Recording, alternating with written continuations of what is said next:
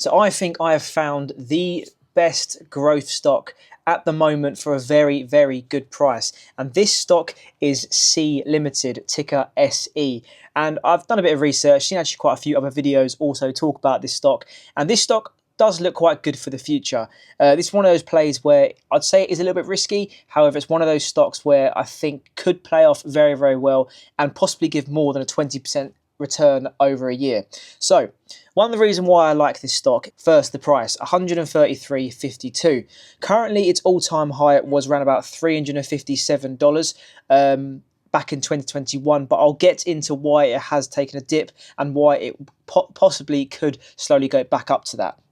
So just have a quick look. The market cap is 79 billion with a PE ratio of 59.61. So yes, that is a little bit high, but still it could be a very, very good risk for me. The lowest it has hit in the last 52 weeks is 99.50. So it has gone up a lot since then, but right now I still think it's a good play for me to start buying. So what is C Limited? That's obviously a very, very good question. They're a collection, so they own 3 different major apps. One is digital entertainment, which is Garena. So Garena is an online games development and publishing app, which is huge in Southeast Asia. Garena is the developer and publisher of Free Fire, a popular mobile battle royale game. Free Fire is one of the largest mobile games in the world. So that is huge. It's going to be pouring a lot of money in, as well as in-app game purchases. They're also a leading esports organizer. So they host esports events around the world, big in Singapore, and they have 5.4 million concurrent viewers at its peak. So it's a huge market in Southeast Asia for this. They are very, very big, and they also have an app store so that people can play Call of Duty on it. A lot of the big games that a lot of people do play are on the Garena app. Also, Shopee. Shopee, everyone knows Shopee. They're almost like the Amazon of the Southeast Asia. These are just alone the countries that they operate in. So Indonesia, Taiwan, Vietnam, Thailand, Philippines, Malaysia, Singapore, Brazil, Mexico, Colombia, Chile, Argentina. So not just the Southeast Asia location. They've also got the South America location. So they are growing at a time.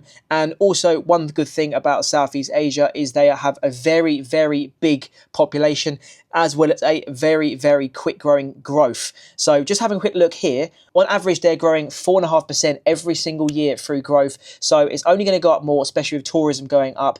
This is going to get bigger and bigger and bigger. Hopefully Amazon do stay away from Southeast Asia and South America, but right now, Shopee are dominating that right now. And this is where I get into where the drop happened. So back in 2021, it was just after COVID, and the company was profiting loads because obviously everyone was stuck at home. So they made a lot of money through Shopee because people were just shopping at home, hence why Amazon was pumping up so hard. If I just read here, to understand why C Limited collapsed from its peak of over $340, late 2021 lows, to near $35 before stabilizing around $120. So it was a big drop. However, it wasn't just one single event. It was Shopee, Garena, and C-Money. So C-Money is a fintech company. If any of you guys have ever gone to Southeast Asia, a lot of people don't have credit cards and cards and stuff. They pay just through a QR code. So C have 3 different avenues. So they have a gaming market, they have a shopping market, and they also have a fintech market. So a lot of people use QR codes to pay for things, and just scan it and just send the money over that way. And I guess this is kind of like a PayPal in instance. So this isn't going anywhere. Everyone in Southeast Asia use this. So they have 3 very, very good avenues that are very, very popular in their location. So let's go back over to this. So the India ban in early 2022.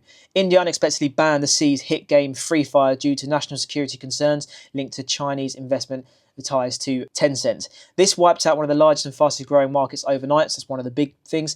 And also post-pandemic slump. During COVID-19 lockdowns, gaming surged as the world reopened. User engagement and paying users dropped significantly, causing Garena's revenue to plummet by nearly 50% from its peak. So the shift from growth to survival. So obviously they were growing back in the day, and then as soon as everyone dropped off by using Shopee and stopped using the gaming platform, it just struggled big time. However, they have now started to get into profit. As you see here actually as well, is brutal competition. So TikTok TikTok Shop obviously grew so much during COVID time, and a lot of people started buying from there. So Shopee did struggle there. Also Temu and Lazada, and also Alibaba. Alibaba obviously grew a lot because they weren't just being used in China, they were being used heavily in Southeast Asia as well as Europe as well. So Alibaba has kind of been the big daddy compared to Shopee. Obviously Amazon is the big one, but Alibaba is growing alongside Amazon. Maybe Shopee will slowly start growing, but Shopee will probably stay as the third baby.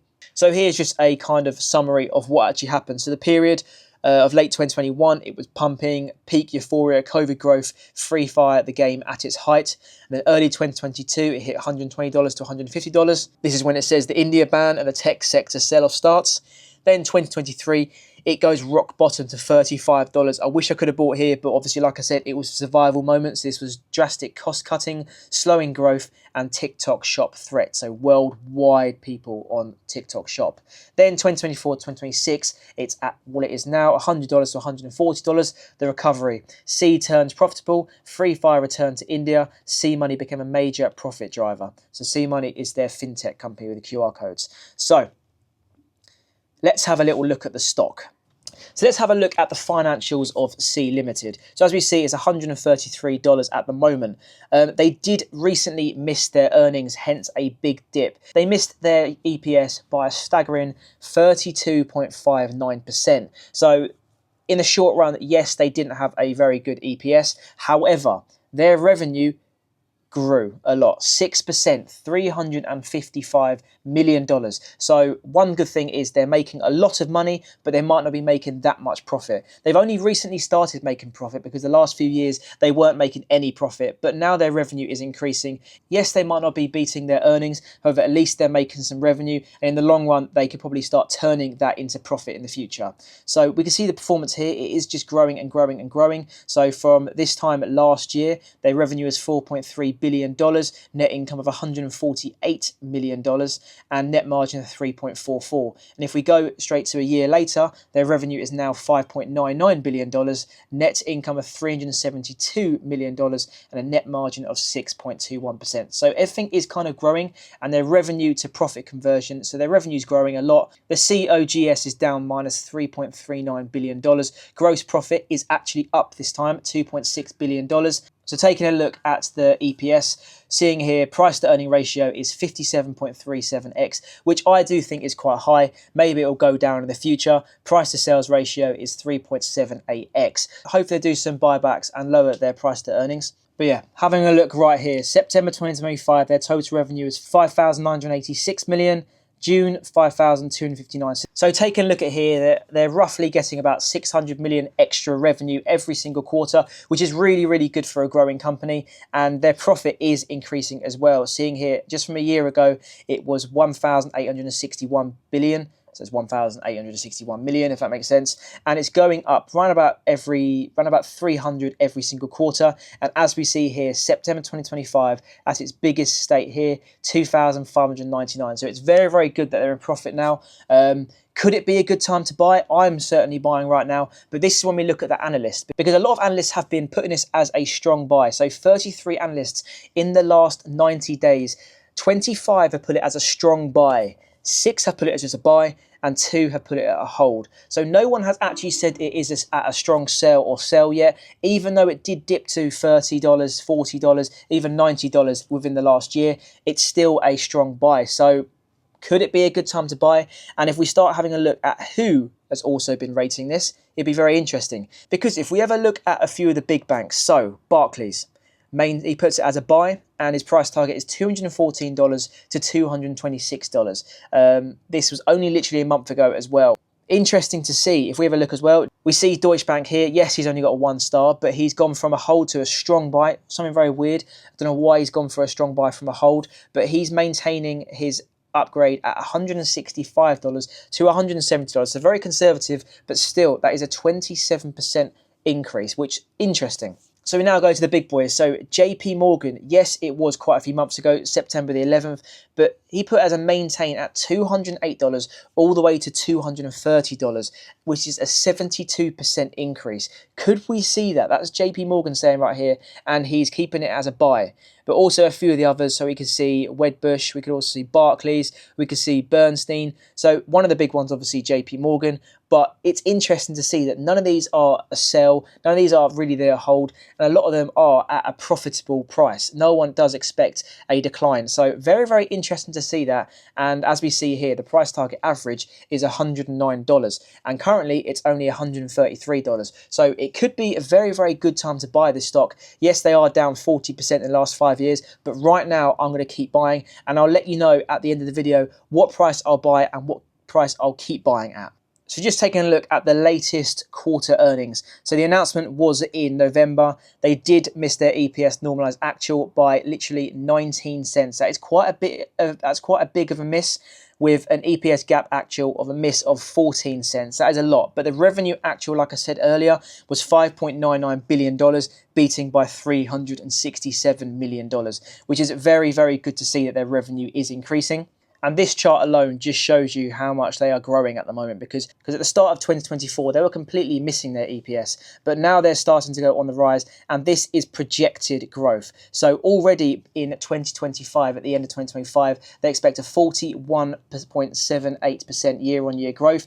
And then Q1 of 2026, they expect a 29%, and it's just going to go up from here. So very, very interesting. A lot of green flags at the start of 2026 for this company, and maybe a lot of things are growing with this company, especially with the three major catalysts that they do have. Obviously the fintech company, the gaming industry, as well as Shopee. And everyone knows Shopee. And Southeast Asia is only growing and growing and growing. Yes, there's still third world countries in Southeast Asia, but there's also quite a lot of rich countries in Southeast Asia, and they're only going to get richer as well. So it's all on the uptrend here with C Limited. I'm very, very bullish, and I don't really see many things wrong with this. The only thing I do start worrying about is if their competitors start to kind of overtake the market, even dominate the Southeast Asia and South American market. This is with Shopee or the gaming industry. This could end up being a huge dent to C Limited. Obviously, less users means less money, and I worry that their competitors do kind of move into Southeast Asia. This is either Amazon or Alibaba,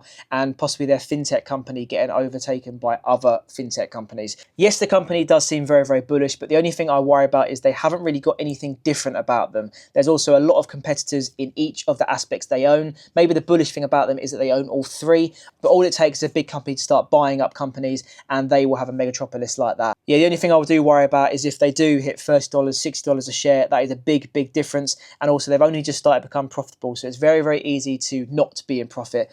So now I'm going to let you know what prices I will start buying this stock at. I have started buying at $133 a share. I do think that is a little bit high for my risk and reward. I am trying to buy anything lower than 130, but if I do start seeing an uptrend and start seeing good reports about this stock, I will probably start buying anything under 140 and maybe even $145 a share. Because in the future, looking at that analyst here, they're seeing a rough guide of $200 in the future. I can see it easily probably hitting $170, maybe to $185. This is in line with a lot of the price target of the analysts. I like to be a bit more conservative and go a little bit lower than that, because I don't trust a lot of the analysts, and a lot of the time they do change their prices. But at the moment, I do like to see that a lot of them are putting as a strong buy and a buy. I don't see any negatives at the moment, but who knows what's around the corner. But yeah, at a current market cap of 79 billion, I don't think it's that bad. And the revenue estimate for March the 10th, which is only in 2 more months' time, Q4 period of 2025, so the final quarter of 2025, they expect an EPS estimate of 80 cents. So that's an extra 500 million revenue added. So I'm very, very bullish about this stock. Like I said, I'm only going to start buying if it starts going up a little bit. $130 is all right for me. I'm going to keep buying. Anything under $140 is all right for me, and maybe $150. But the question is, what do you guys think about C Limited? Have you heard about it before? And are you going to start buying, or have you already started buying? But yeah, make sure you hit the subscribe button, guys. Hit the like button and put in the comments. Appreciate you watching. Take it easy. See ya. Bye.